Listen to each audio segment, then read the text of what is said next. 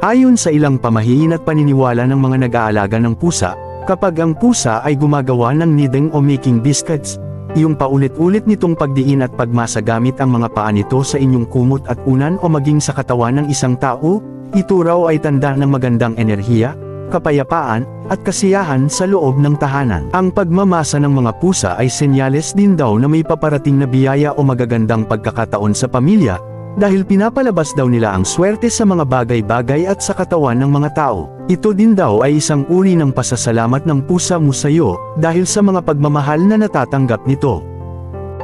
Ayon sa isang pamahiin at paniniwala, kapag ang pusa ay madalas na natutulog sa ibabaw ng lamesa o table, ito raw ay senyales na komportable, payapa, at puno ng positibong enerhiya ang tahanan. Ang pagtulog at paglagi daw ng mga pusa sa isang lamesa ay tanda raw na nararamdaman nito ang kaligtasan at pagmamahal sa loob ng iyong bahay. Pinipili daw ng mga pusa ang mga lugar na kung saan ay may magandang daloy ng enerhiya. Kaya kapag sa mesa ito natutulog, huwag mo silang gigisingin at papaalisin, dahil nagpapahiwatig umano ito ng paparating na kasaganahan, swerte, at mabubuting balita para sa pamilya. Ayon sa mga paniniwala ng mga matatandang nag-aalaga ng pusa, ang pananatili o pagtulog ng pusa sa mga lugar kung saan inihahanda ang pagkain, tulad ng rice cooker o saingan ng bigas, ay isang magandang senyales ng mga paparating na biyaya, swerte, at kasaganahan sa tahanan. Para sa kanila, hindi basta-basta pumipili ng lugar ang isang pusa upang magpahinga, sapagkat pinaniniwalaan na likas itong sensitibo sa kapaligiran at sa mga enerhiyang nasa loob ng bahay mo. Kapag ang pusa daw ay komportableng humihiga malapit sa pinagkukunan ng pagkain ng pamilya,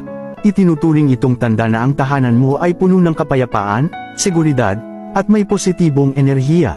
Alam nyo ba na ang mga babaeng pusa ay maaaring maging fertile muli, matapos ang 4 hanggang 8 linggo matapos siyang manganak? Dahil sila ay tinatawag na seasonally polyestrous, maaari silang paulit-ulit na mag-inhit lalo na kapag mainit ang panahon o summer at mahaba ang oras ng liwanag sa araw. Kaya may mga pagkakataon na kahit ilang linggo pa lamang mula nang sila ay nanganak, o kaya ay kahit bagong pang-anak pa lamang ang pusa, ay maaari na siyang magpakita ng mga senyales ng pagiging inhit o handa ng magbuntis ulit. Ito rin ang isa sa mga dahilan kung bakit mabilis dumami at magparami ang mga pusa. Alam nyo ba kung bakit ayaw na kainin ng mga pusa ang mga tirang cat food at pagkain na matagal nang naiwan sa kanilang mga cat plate o food bowl? Ito ay dahil sobrang sensitibo ang pang-amoy ng mga pusa at agad nilang naaamoy kapag hindi na fresh ang pagkain na binibigay mo. Kapag may tirang pagkain na matagal nang nakalagay sa bowl, maaaring magbago ang amoy at lasa nito dahil na-expose na sa hangin at naging makunat na ito. At dahil din sa mga insekto tulad ng ipis at langgam at sa mismong laway ng pusa kaya napapanis ang tirang pagkain. May natural instinct din ang mga pusa na umiwas sa mga pagkain lalo na kung nakikita nila na marumi na, at may natuyong tirang pagkain pa sa kanilang mga kainan. Kaya automatic nilang tinatanggihan ang binibigay mong pagkain, kahit mukhang okay pa naman sa paningin natin. Pansin nyo rin ba na mahilig ang mga pusa na matulog o humiga sa mga bagay at personal na gamit na kasing amoy ng kanilang mga owners? Kabilang na dito ang mga tuwalya, unan, pantalon, mga bags, at maging ang mga damit na pinaghubaran mo at nasa inyong labahan. Madalas mo din silang makikita na natutulog sa mga bagong labang damit, dahil naaakit sila sa pamilyar na amoy nito. Para sa mga pusa, ang amoy ng kanilang tagapag-alaga ay nagbibigay sa kanila ng pakiramdam ng seguridad, ginhawa, at pagiging ligtas. Dahil likas na territorial na hayop ang mga pusa kaya itinuturing na nila tayo na bahagi ng kanilang teritoryo at miyembro na ng kanilang pamilya bilang isang pusa. Huwag natin iiwanan mag-isa ang mga pusa natin sa bahay. Alam ba ninyo na ang separation anxiety sa mga pusa ay isang uri ng matinding kalungkutan na nararanasan nila, lalo na kapag naiiwan silang mag-isa sa bahay o kaya kapag wala ang taong malapit sa kanya. Ang mga senyales ng separation anxiety sa mga pusa kapag umaalis tayo ay ang labis na pagmimiyaw, pagkawala ng gana sa pagkain, sobrang pagdila sa balahibo, pagiging mapanira sa mga gamit, at ang pagdudumi at pag-ihi sa mga hindi tamang lugar. Mas karaniwan itong nangyayari sa mga pusang sanay na laging may kasamang tao sa bahay, ngunit kailangan umalis ng malayo para magtrabaho at matatagalan pa bago bumalik. Kapag may puting pusa ka, alagaan mo ito ng mabuti.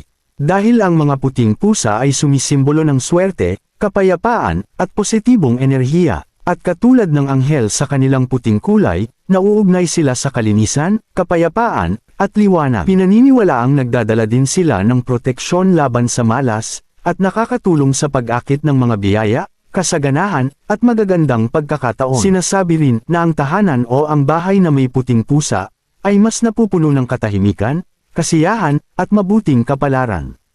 Ayon sa isang kilalang paniniwala ng mga matatagal nang nag-aalaga ng pusa, na kung ano daw ang ugali ng iyong pusa ay maaaring maging salamin ito ng iyong ugali bilang kanyang tagapag-alaga. Kapag ang pusa mo ay malambing, maamo, at palakaibigan, sinasabi ng ilan na ito ay dahil lumaki siya sa pagmamahal, pag-aalaga, at kabaitan ng kanyang amo. Ngunit kapag daw ang pusa mo ay mailap, masungit, nangangagat at masyadong agresibo, may mga naniniwala na maaaring naapektuhan ito sa mga paraan ng pakikitungo o sa pagpapalaki sa kanya ng marahas, malupit, at mga pagkukulang sa disiplina sa kanyang mga naging amo. May nakita raw ang pusa na hindi magandang ugali sa kanyang amo, kaya ginagaya niya rin daw ito.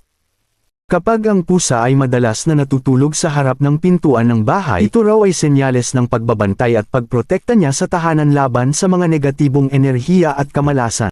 Sinasabi na ang pusa ay may likas na kakayahang makaramdam ng mga bagay na espiritual at sa mga hindi nakikita ng tao, kaya pinipiling itong humiga sa may pintuan upang magsilbing tagapagbantay ng bahay. Kaya kung napapansin mong komportableng natutulog ang pusa sa harap ng pintuan, nangangahulugan ito na payapa, ligtas, at puno ng positibong enerhiya ang tahanan. Ngunit kapag ang pusa naman ay hindi mapakali sa harap ng pintuan, ang ibig sabihin ay umalis na ang swerte, at naghahanap siya ng paraan, upang maibalik ito sa may-ari ng tahanan.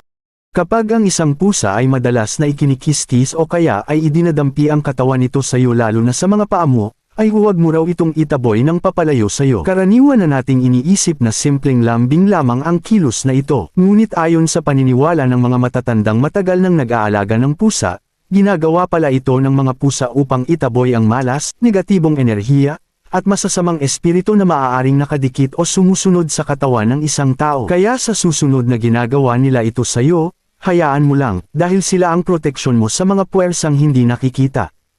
Alam nyo ba sa ilang kultura at mga bansa tulad ng Japan at China, ang mga orange o tinatawag din na golden cats ay itinuturing nilang money magnets. Ito ay dahil sa kanilang kulay na kahawig ng ginto at sinag ng araw, itinuturing silang simbolo ng prosperity, abundance, positibong enerhiya at sa mabilis na pagpasok ng pera. Sinasabing nagdadala rin sila ng financial stability, growth, and successful business, sa mga negosyante at sa mga may-ari ng tindahan na nag-aalaga sa kanila. Kaya kapag may ganito kang pusa, alagaan mo sila ng mabuti. Dahil sila ang mga sekretong alagang pusa na pampaswerte ng mga successful na mga negosyante. Kapag may alaga kang pusa at natutulog sila sa mga lagayan ng iyong pera, ayon sa mga matatandang nag-aalaga ng pusa, ay wag na wag mo daw silang basta gigisingin. Dahil ito pala ang paraan nila para sumulo ng mga biyaya at magagandang kapalaran papunta sa iyong tahanan. Kaya kapag nakita mo silang mahimbing na natutulog sa mga sisidlan ng mga pera, ay hayaan mo lang sila, para naman hindi mawala at maputol ang mga biyaya na dapat ay para sa iyo.